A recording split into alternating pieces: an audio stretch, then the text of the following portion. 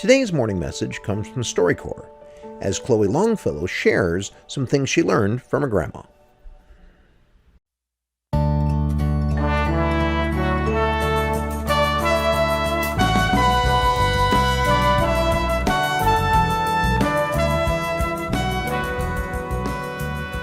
She had red hair. It was red hair out of a bottle, but it was still red hair.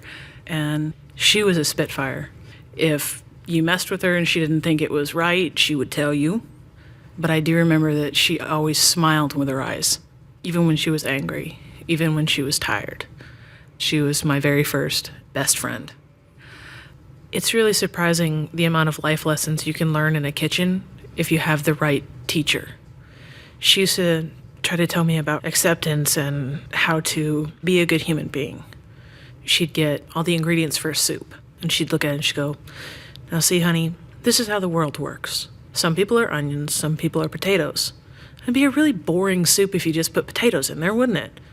But if you add leeks, if you add some bacon, then you make this wonderful thing. And all these different people come together to make this wonderful thing called our world." And one time she had grown some beets. We brought them in, cleaned them off, and I got to move the page in the cookbook. And I had beet juice all over my hands, and I left a little tiny handprint on her cookbook.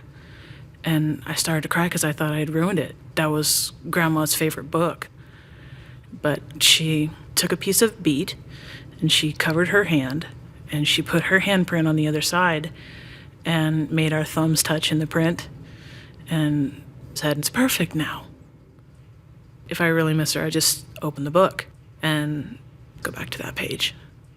She touched it so often that it still smells like her, even all these years later. She used to tell me that the sky was black velvet and the stars were holes that had been punched in the ceiling of heaven, and that was how our loved ones looked down at us and saw if we were doing wrong or if we were doing right, or just check in on us every so often. So every time I look up at the sky, she's there.